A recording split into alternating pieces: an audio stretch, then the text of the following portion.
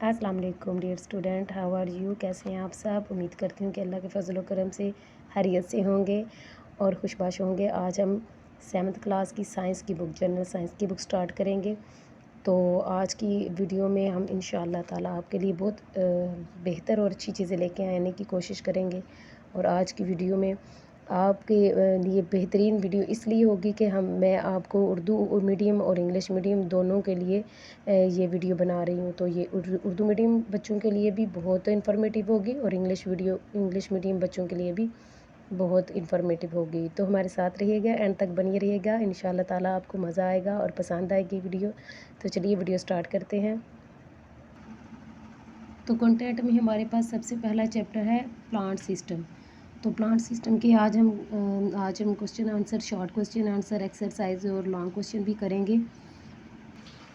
तो एक्सरसाइज में सबसे पहले है क्वेश्चन में एनसर्कल द करेक्ट ऑप्शन, यानी दुरुस्त जवाब के गिर्द दायरा लगाएं। तो सबसे पहले है water and dissolve salts are conducted from roots to leave by root hairs, xylem, phloem या स्टोमेटा। यानी पानी और इसमें हलशुदा निकात को जड़ों और पत्तों तक डैश के ज़रिए मुंतकिल किया जाता है। किसके ज़रिए किया जाता है? जड़ों के बाल के ज़रिए, जाइलम के ज़रिए, फॉइलम के ज़रिए या स्टोमेटा के ज़रिए। तो यहाँ पे आएगा जाइलम के ज़रिए। सेकंड है the inner most layer of cortex in the root, यानी एक जड़ में कॉटेक्स की सबसे ज़्यादा अंदरूनी तह होती है किसमें? एपिडर्मिस में, एंडोडर्मिस में, पेरिसाइकल में या कैम्बियम में। तो यहाँ पे आएगा एंडोडर्मिस में। थर्ड हमारे पास है what is required for photosynthesis in addition to light. रोशनी के अलावा फोटोसिंथेसिस के लिए क्या ज़रूरी है? Oxygen and carbon dioxide, oxygen and water, carbon dioxide and water, nitrogen and water. तो यहाँ पे बी वाला ऑप्शन आएगा, ऑक्सीजन एंड वाटर। फोर्थ है हमारे पास oxygen and dash are the products of photosynthesis, यानी ऑक्सीजन और डैश फोटोसिंथेसिस में बनते हैं। वाटर, कार्बन डाइऑक्साइड, ग्लूकोज या क्लोरोफिल। तो यहाँ पे आएगा सी वाला ऑप्शन, ग्लूकोज। नेक्स्ट है the products of respiration are carbon dioxide and, यानी रिस्पायरेशन में बनने वाले जो प्रोडक्ट में कार्बन डाइऑक्साइड और डैश शामिल है। तो कौन कौन सी चीज़ें शामिल हैं? वाटर, ऑक्सीजन, माइटोकॉन्ड्रिया या क्लोरोफिल। तो यहाँ पे आएगा पानी, यानी वाटर। ये वाला ऑप्शन, ए वाला ऑप्शन आएगा। नेक्स्ट है the loss of water from aerial parts of the plants, यानी पानी का पौधों के एरियल हिस्सों में से बहरात बनकर उड़ना क्या कहलाता है? रिस्पायरेशन कहलाता है, फोटोसिंथेसिस कहलाता है, वेपोरेशन कहलाता है या ट्रांसपायरेशन कहलाता है। तो यहाँ पे डी वाले ऑप्शन पे आएगा, यानी ट्रांसपायरेशन कहलाता है। नेक्स्ट है हमारे पास chlorophyll is present in, chlorophyll किस में मौजूद होता है? नंबर 1 है मीजोफिल सेल्स में होता है या epidermis, upper epidermis, lower epidermis, endodermis. तो यहाँ पे आएगा फर्स्ट वाले, ए वाले ऑप्शन में आप लोग टिक लगाएंगे, ये आएगा। नेक्स्ट है हमारे पास mineral required in the formation of chlorophyll, यानी क्लोरोफिल को बनाने में मिनरल इस्तेमाल होता है, यानी क्लोरोफिल को बनाने में मिनरल इस्तेमाल होता है। Iodine, iron, phosphorus, magnesium. तो यहाँ पे डी वाला ऑप्शन आएगा, मैग्नीशियम। नेक्स्ट है the force between the molecules of water, पानी के मॉलिक्यूल्स के दरमियान डैश वाली फोर्स होती है। ए वाला ऑप्शन है adhesive force, cohesive force, repulse force या मैग्नेटिक फोर्स। तो यहाँ फर्स्ट वाले ऑप्शन पे आपने टिक लगाना है। Last one is rate of transpiration decrease with the increase of, यानी ट्रांसपायरेशन की शरह में कमी डैश की शरह में इजाफे की वजह होती है। तो वो कौन सी है? टेम्परेचर है, लाइट इंटेंसिटी है, ह्यूमिडिटी इन एयर है, या विंडी स्पीड है। तो यहाँ पे आएगा हवा की जो नमी होती है वो वजह बनती है। तो इस तरह हमारे जो दुरुस्त जवाब पे दायरा लगाना है वो हमारी कंप्लीट हो गया है। तो नेक्स्ट हम देखते हैं, नेक्स्ट हमारे पास क्या है जी, गिव शॉर्ट आंसर के मुख्तसर जवाब दें। What is primary root? Primary root क्या होती है? तो इसका हम आंसर देखते हैं। अच्छा, जितने भी स्टूडेंट्स ये आज क्वेश्चन होंगे, मैं पूरी कोशिश करूँगी कि आपको बुक के अंदर से ही इनके निशान लगवा लूँ ताकि आपके लिए इजी हो, आपको कहीं से लिखने की ज़रूरत ना पड़े और सारे ही आपको बुक के अंदर से ही क्वेश्चन के आंसर मिल जाएं। तो सबसे पहले जो क्वेश्चन था कि व्हाट इज़ प्राइमरी रूट, तो इसका आंसर यहाँ से शुरू होगा। Roots are the underground parts of the plant forming a system, यहाँ से लेके आपने फ्रॉम द सोइल यहाँ तक आपने लगा देना है। यानी जो एम्ब्रियो के रेडिकल से उगने वाली इब्तदाई जड़ें होती हैं वो प्राइमरी जड़ कहलाती हैं और इसे टैप रूट भी कहते हैं। तो आगे देखते हैं क्वेश्चन नंबर 2 है हमारे पास, व्हाट इज सेकेंडरी रूट, यानी सेकेंडरी रूट किसे कहते हैं। सेकंड क्वेश्चन का आंसर मैंने यहाँ पे लिख दिया है, the branches of primary roots are called secondary roots. मैं आपको बता भी सकती थी लेकिन मैंने कहा चलो बच्चों के लिए लिखा, आसानी होगी स्पेलिंग के लिए भी। तो नेक्स्ट हम देखते हैं क्वेश्चन नंबर 3। तो क्वेश्चन नंबर 3 है, state the function of tap root cap. Question number 3 का आंसर पेज नंबर 3 पे ही होगा, इसका यहाँ से स्टार्ट होगा। It protects the newly born soft cells from being damaged and environmental stress. It enables root tip to grow through soil. यहाँ तक हो जाएगा हमारा क्वेश्चन नंबर 3 का आंसर। नेक्स्ट हम क्वेश्चन नंबर 4 देखते हैं। क्वेश्चन नंबर 4 है, right words equation for photosynthesis. इसका आंसर पेज नंबर 8 पे है। यहाँ से carbon dioxide plus sunlight energy, food glucose plus oxygen, यहाँ तक इसकी ये इक्वेशन का क्वेश्चन नंबर 4 का आंसर होगा। क्वेश्चन नंबर 5 हमारे पास है, right word equation for respiration. पहले हमने क्वेश्चन नंबर 4 की मसावात लिखी थी, अब हमने क्वेश्चन नंबर 5 की मसावात कह रहे हैं कि लिखें। तो शॉर्ट क्वेश्चन नंबर 5 का आंसर यहाँ से शुरू होगा हमारे पास, food glucose plus oxygen, carbon dioxide plus water plus chemical energy, यहाँ तक होगा क्वेश्चन नंबर 5 का। यहाँ हमारे शॉर्ट क्वेश्चन कंप्लीट हो गए हैं। आगे हम नेक्स्ट क्वेश्चन देखते हैं। नेक्स्ट हमने पार्ट नंबर 3 करना है। हमने पार्ट नंबर 1 और पार्ट नंबर 2 कर लिया। अब यहाँ कह रहे हैं कि फ़र्क बयान बताएं। तो पहला है root system and shoot system में फ़र्क बयान करना है। तो इसका आंसर देखते हैं। पार्ट नंबर 3 फ़र्क बयान करें, उसका आंसर क्वेश्चन नंबर 1 का आंसर यहाँ से स्टार्ट होगा। रूट सिस्टम ये सारा आ जाएगा इसके अंदर, और नेक्स्ट पेज नंबर 5 पे शूट सिस्टम ये सारा इसका आ जाएगा। The aerial part of the plant such as stem, it branches, leaves, flowers and fruits etc specialised different function to make shoot system, ये इसका सारा इसके अंदर आ जाएगा शूट सिस्टम का। रूट सिस्टम और शूट सिस्टम यानी इसमें कहा जा रहा है कि जो पौधों के ज़मीन से बाहर मौजूद हिस्से जैसे कि तना, उसकी शाखें, पत्ते, फूल और फल वगैरह होते हैं जो मुख्तलिफ कामों के लिए महसूस है, शूट सिस्टम बनाता है। नेक्स्ट हमारे पास क्वेश्चन नंबर 2 है, जाइलम और फाइलम में फ़र्क बयान करें। अब इसका भी आंसर चेक करते हैं। इसका आंसर पेज नंबर 7 पे है, यहाँ से स्टार्ट होगा। Water and mineral diffuse from soil to root and are conducted towards leaf through stem by xylem, and the food prepared in leaves is transported to different parts of the plant through phloem। ये इनका हो जाएगा फ़र्क। Next हम check करते हैं क्या कौन सा क्वेश्चन है। नेक्स्ट हमारे पास है डिफ्यूज़न एंड ऑस्मोसिस। डिफ्यूजन और ऑस्मोसिस में फ़र्क बयान करें। इस क्वेश्चन का आंसर भी पेज नंबर 7 पे है। Movement of material particles from the area where they are more to the area where they are less is called diffusion यानी डिफ्यूज़न जो होता है वो मादी ज़रात की इस जगह से हरकत करना जहाँ वो बहुत कम होते हैं, इसे डिफ्यूजन कहते हैं। आगे osmosis, the diffusion through membranes like cell membranes is called osmosis, यानी ऑस्मोसिस मेम्ब्रेन के ज़रिए डिफ्यूज़न जैसे सेल्स के मेम्ब्रेन को ऑस्मोसिस कहा जाता है। ये हो जाएगा हमारे पास इन दोनों का। नेक्स्ट हमारे पास आ जाएगा 4 नंबर पे एपिडर्मस और एंडोडर्मस में डिफरेंस बयान करें।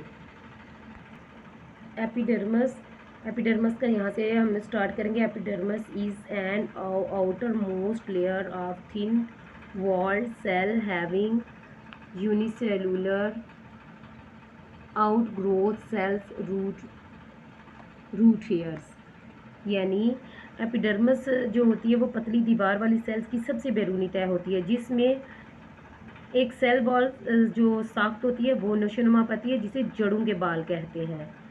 Next, epidermis provides protection and helps in conservation of water and minerals from the soil.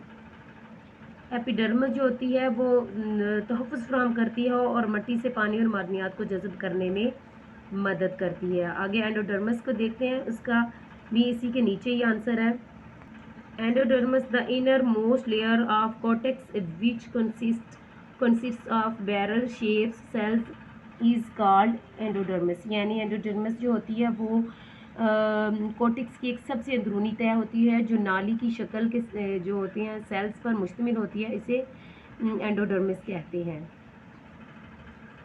उससे आगे regulates the movement of water and hormones etc into and out of the vascular system, यानी ये जो vascular system के अंदर और बाहर और पानी और हार्मोन्स की जो नकलो हरकत है इसके निज़ाम को मुनज़्ज़म करता है।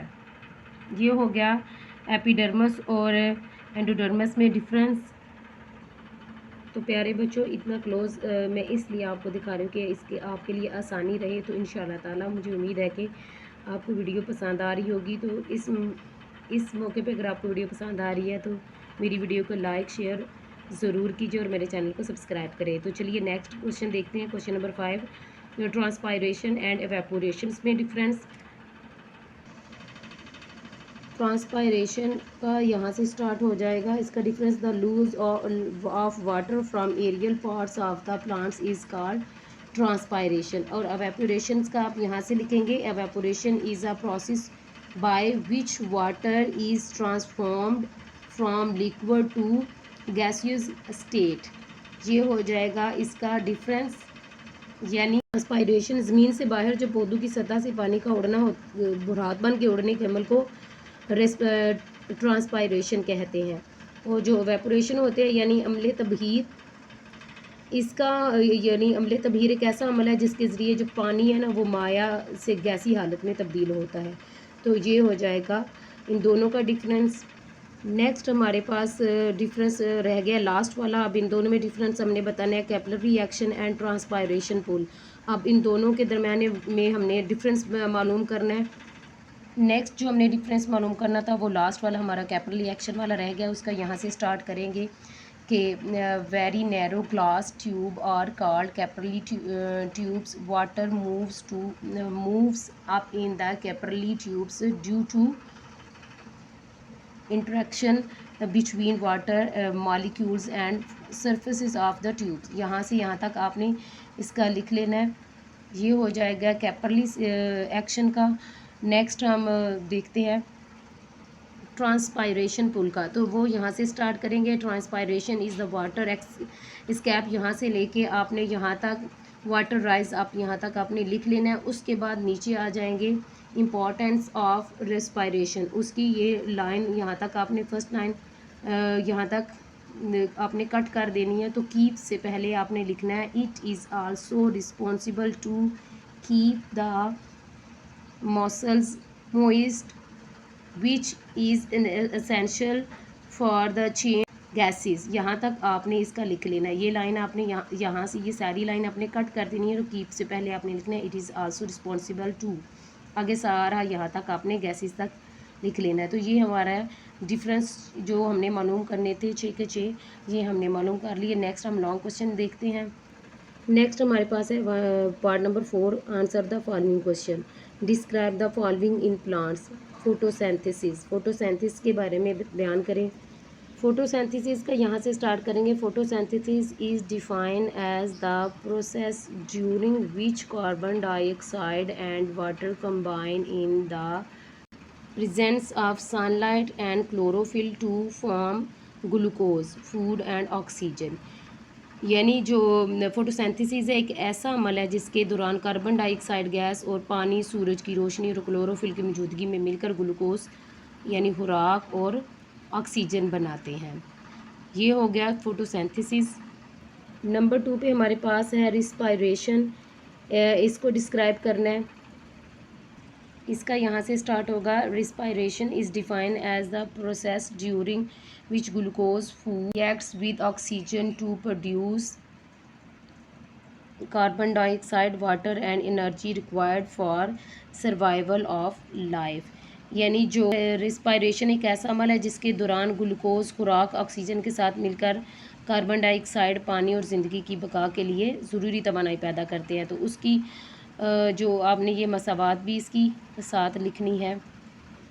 क्वेश्चन नंबर 2 है हमारे पास, draw and label the internal structure of the following. Root का, स्टेम एंड लीफ, इनका इंटरनल स्ट्रक्चर हम लोगों ने अब बताना है। तो चलिए इसका आंसर देखते हैं। सबसे पहले हम रूट का स्ट्रक्चर देखते हैं। यहाँ मैं आपको साथ साथ उर्दू में भी इसके ट्रांसलेट करके बताती जाऊँगी। ये रूट शेयर्स हैं, ये एपिडर्मस ही होता है, ये कॉर्टिक्स है, फिर एंडोडर्मिस है, फोइलम और जाइलम। ये सारी अपने इसकी जो है इसका स्ट्रक्चर है रूट का, ये अंदरूनी इसका सारी इसकी अंदरूनी साख्त बयान की गई है। उसके बाद आपने उसकी देखनी है तने की, ये सारी उसकी इंटरनल स्ट्रक्चर है तने का बना हुआ लिखनी है। फिर उसके बाद लीफ है, वो लीफ का ये सारी आपने स्ट्रक्चर इसकी अंदरूनी साख्त सारी बयान की हुई है, उन्होंने सारी बनाई हुई है। ये सारी उसकी अंदरूनी चीज़ों के हिस्सों के नाम हैं। नेक्स्ट हमारे पास क्वेश्चन नंबर 3 है, compare and contrast the process of photosynthesis and respiration. यानी रिस्पायरेशन और फोटोसिंथेसिस के अमल का जो मुवाजना है वो करें और इसके बरक्स करें। तो ये चल के देखते हैं इसका क्वेश्चन का आंसर। इस क्वेश्चन का आंसर पेज नंबर 12 पे यहाँ से स्टार्ट होगा, compare and contrast between photosynthesis and respiration. तो सबसे पहले लिखा है photosynthesis take place in green plants, यानी जो फोटोसिंथेसिस है वो सब्ज़ जो पौधों में पाया जाता है, एल्जी मसलन एल्जी एंड सम बैक्टीरिया, और एल्जी में और बैक्टीरिया में पाया जाता है।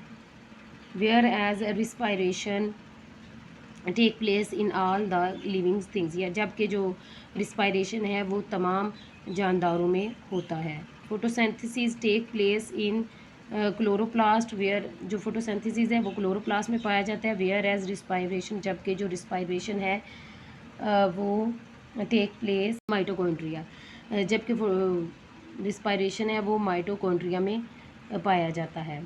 नेक्स्ट उसका जो पार्ट नंबर 3 है, photosynthesis use sunlight energy to prepare food. जो फोटोसिंथेसिस होते हैं वो सूरज की जो तवानाई है वो खुराक बनाने में इस्तेमाल करता है। जबकि वेयर एज रिस्पायरेशन, जबकि जो रिस्पायरेशन है release energy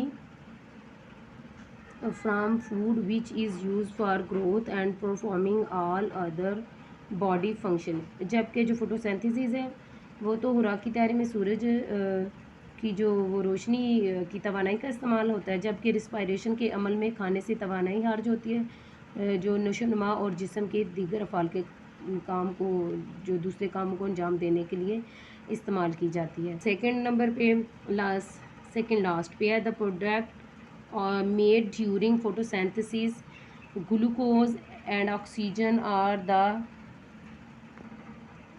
the reactant of respiration.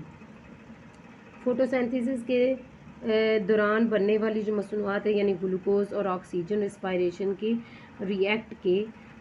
Reacted हैं। नंबर लास्ट पे है, the products of respiration carbon dioxide and water are the reactant of photosynthesis.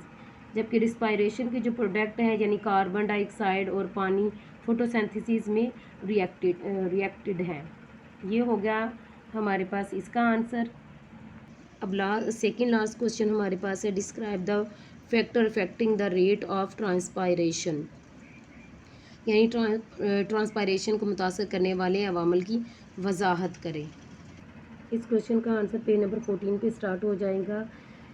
ये नंबर 1 पे आएगा, wind, temperature, light and humidity are the main factor of the factor that affect the rate of respiration, यानी हवा, दर्जा हरारत, रोशनी और नमी वो अवामल है जो ट्रांसपायरेशन के अशरा को मुतासर करते हैं। तो सबसे पहले है wind, the still air surrounding the plant leaves becomes humid and resists the diffusion of water from leaves into the air, यानी पौधों के पत्तों के इर्द गिर्द की जो साकन हवा मरतूब होती है और पत्तों से पानी के हवा में उड़ने की हिलाफ जो मज़ाहमत वो करती है और ये ट्रांसपायरेशन की शरह को कम करता है। फिर आ गया, wind sweeps the humidity away from leaves surrounding and increases the rate of transpiration. यहाँ इस सारे में ये कहा गया है कि जो पौधों के पत्तों के इर्द गिर्द साकन हवा मरतूब होती है वो पत्तों से पानी के हवा में उड़ने के खिलाफ मज़ाहमत करती है और ये ट्रांसपायरेशन की शरह को भी कम करता है। हवा पत्तों के इर्द गिर्द जो होता है उसकी नमी को दूर करती है और ट्रांसपायरेशन लेने की शरह को बढ़ाती है।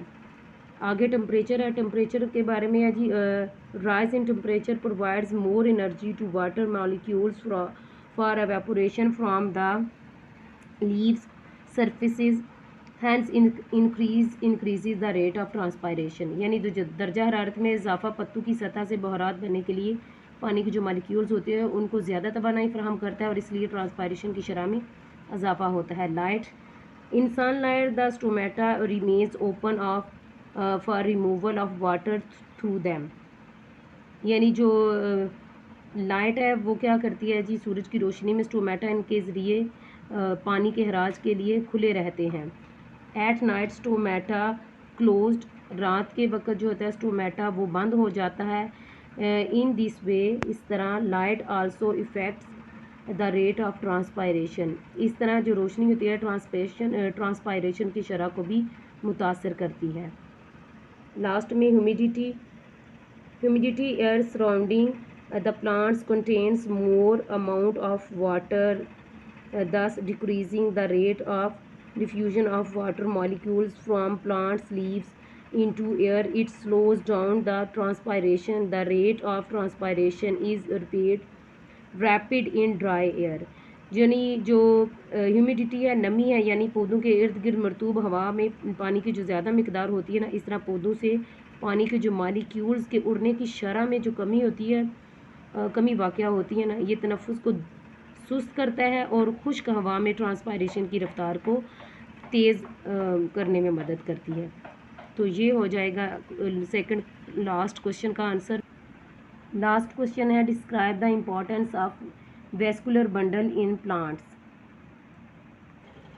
क्वेश्चन नंबर 5 जो लास्ट है उसका आंसर यहाँ से स्टार्ट होगा। Vascular bundles are a system consisting of xylem and phloem for conduction of water and transport of food in plants. Water and mineral diffuse from soil to roots and are conducted towards leaves through stem by xylem and the food prepared in leaves in transported to different parts of the plants through xylem, यानी जो vascular bundle एक ऐसा निज़ाम है जो पौधों में पानी की जो तरसील और खुराक की नकलो हमर के लिए जाइलम और फोइलम पर मुश्तमिल होता है। ये पानी और मादनियात से मिट्टी से जड़ों में दाखिल होते हैं और जाइलम के ज़रिए तने की जाइलम के ज़रिए, तने के ज़रिए पत्तों की तरफ जो ले जाते हैं और पानी में, और जो पत्तों में तैयार की होती खुराक होती है, जो पहले से तैयार की होती है, वो फाइलम के ज़रिए पत्तों के मुख्तलिफ़ हिस्सों तक पहुँचाने में मदद की जाती है। तो ये हो जाएगा हमारा यहाँ तक आंसर। लास्ट क्वेश्चन हमारा कंप्लीट हो गया। इस तरह ये आज का हमारा जो चैप्टर है वो कंप्लीट हो गया। तो इंशाअल्लाह ताला नेक्स्ट चैप्टर लेके आपकी खिदमत में हाज़िर होंगे। उम्मीद है आपको वीडियो पसंद आई होगी। तो इंशाअल्लाह ताला नेक्स्ट वीडियो में आपसे मुलाकात होगी। तब तक के लिए अल्लाह निगहबान।